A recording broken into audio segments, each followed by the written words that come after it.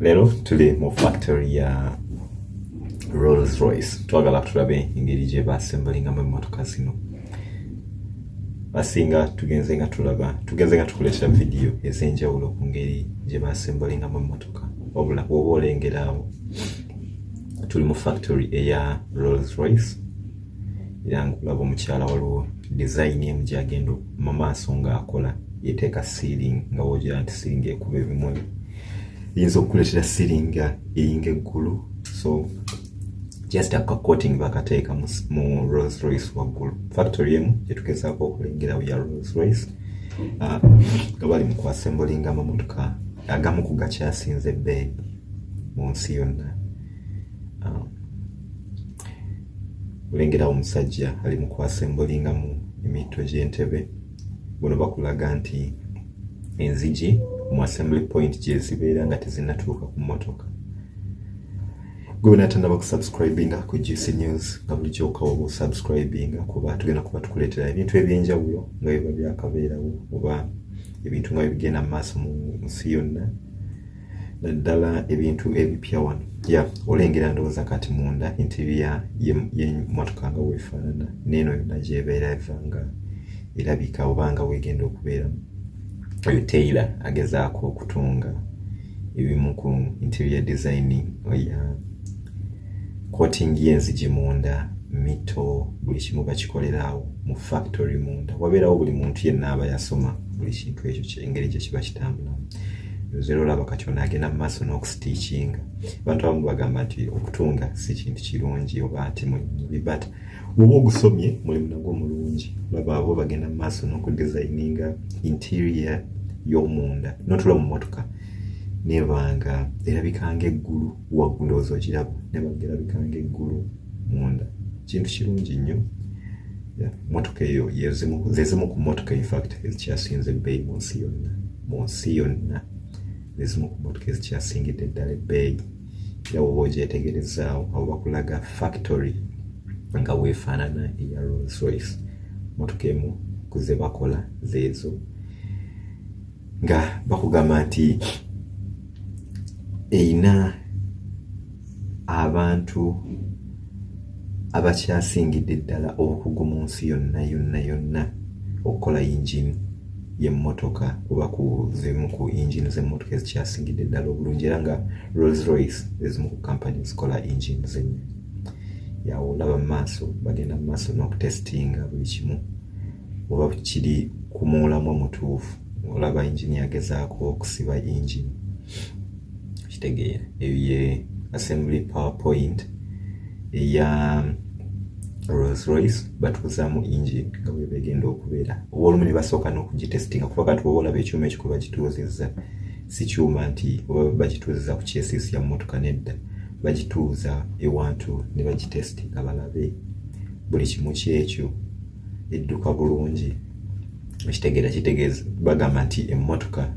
emala emyezi 6 mu assembly point nga bakyagiassemblinga, bagidesigninga interior ne exterior buli kimu. Mu myezi egyo 6 bakoleramu ebintu bino ne batestinga emmotoka balabe oba emmotoka eyo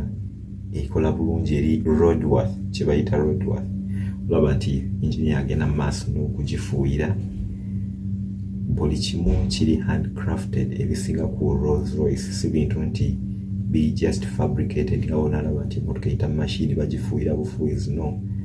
Ebintu bya Rolls-Royce ebisinga kitwalira ddala obudde. Kyolaba zizimu ku mmotoka ezikyasingidde ddala ebbeeyi mu nsi yonna. So eno assembly point gye tulimu ya chassis oba nkiyite nti ewuuma ogwo ogutuulako bode y'emmotoka oba ne gu frame gwagwo gwonna. So ye point kati gye baliko bakulaga engeri gye kiba kitambulamu, gye kiviira ne gye kigenda okuggwera kyonna. Bakyali mu kupanga byuma eby'enjawulo ku chassis y'emmotoka.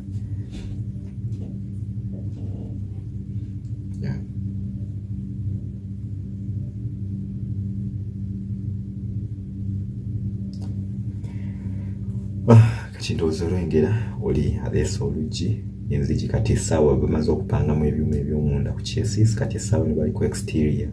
batandise nayo gipanga obujja assemblinga olaba emmotoka oluggi olwo lujja tebalukwata nangalo lwansonga engalo zino zirina ebintu ebizibaamu ebyenjawulo jjukira balwa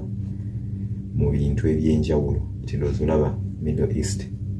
emmotoka eno erabika nti bagikolera eggwanga erya Middle East bakola emmotoka zino ez'enjawulo nga zigenda mu nsi ez'enjawulo emmotoka eba ejja mu Africa nja kukuleetera mu maaso awo emmotoka ze tulina mu Africa tulina ekintu kye twetegereza nti waliwo emmotoka eziri mu Middle East oba emmotoka eziri eno waliwo ekyuma kye zitayina naye ate nga bwe zituuka mu Africa buli mmotoka eyeba n'ekyuma ekyo lwaki ekyo kiba kityo byonna tujja kuba tubikuleetera nokukisenyosi eki tewerabira ku likinga kusharinga n'okusubscribing wano tugenda okukuleetera nga amawulire gonna nga bwe gaba gaakagwawo naddala mu ggwanga Uganda si mawulire gokka n'ebintu nga bikolebwa mu nsi yonna ndowooza olaba naggambye omukyalo oyo agezaako okudesigninga eggulu nga bwe libeera naye ng'ali designinga mu mmotoka eno ng'emmotoka eno oba ogituddemu olengera nga stars oba emmunyeenye eziba zaaka budde bwakeera ku makya nakazuuka nyinza okuba nga eddoboozi yange si ddungi ne mujja kungumira so tewerabira ku likinga kusharinga n'okusubscribinga wano wokka kubanga bwe tugenda okuba nga tukuleetera ebintu ebyenjawulo nga bikolebwa mu nsi yonna omukyalo oyo mulaba ateekako led lights strings ezo zateekako za plastic wabula in fact za led zitransportinga light from one source to another source kubanga zigezaako okulaga nti light weba eviiridde mu kifo ekimu ebeera transported paka munda oba mu interior y'emmotoka nti emmotoka neerabika nga eggulu lights oba bwaka mu ngeri ey'enjawulo buba bugenda bweteekako mu ngeri ey'enjawulo so omukyalo oyo gwolaba essaawa eno kyali mu kukola ekyo kitegeere so kitwalira ddala oba ndowooza olaba nti ali munda mu mmotoka naye almost yakanga ggulu n'otuula mu mmotoka naye ng'omuntu gwe nolowooza nti kompyuta ye yakola ekintu ekyo naye nga si kompyuta muntu yaba yakikola kyatwalira ddala obudde bwe saati yange yenga entawaana kyatwalira ddala obudde bwe ng'akola ekintu ekyo ndowooza kati olengera bali mu kugezaako kukola interior wa dashboards olaba nti no plastic gwe bataddemu kuno gwensosa okulaba bayira bateeka mu plastic in most cases batera kozesa wood mwenyini naye ndaba kati bakozeseza plastic in form of wood naye nga ebintu byabwe babitwalirako ddala obudde babimalirako ddala obudde nga babikola so kintu kiba kyamaanyi nnyo emmotoka yegenda okufuluma trust me ebeerera ddala nga mmotoka yoza olaba bateekamu zi led lights zonna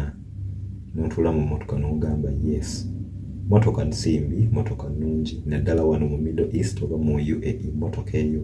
zezimu ku mmotoka ez'abagagga oba ezikyasinza okubeerera ddala ez'ettunzi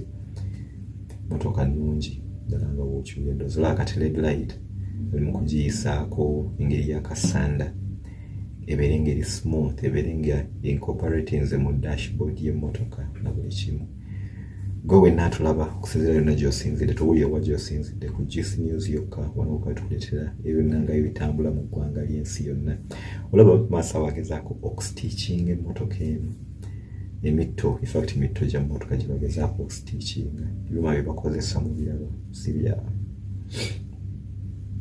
byuma bya mutindo gwa waggulu nnyo si biri nti bagenda gitwala wali mu kayembe batunge nedda byuma bya mutindo gwa waggulu nnyo bakozesa leather akyasingidde ddala obulungi zozolaba kati batungako logo byuma ebyo biba automatic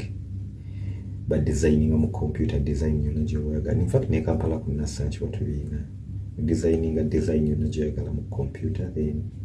nogincorporatinga ku kintu kyonna ky'oba oyagadde ogiteekako naye nga kyuma kyekitunga instead of omuntu okutunga naye nga kyuma kyekiba kitunga olaba abantu b'enjawulo tugenda nituwulira tibaagala abantu ba 1,000 okugenda okukola mu factory bweti ne bweti naye abali skilled so abantu abo buli omu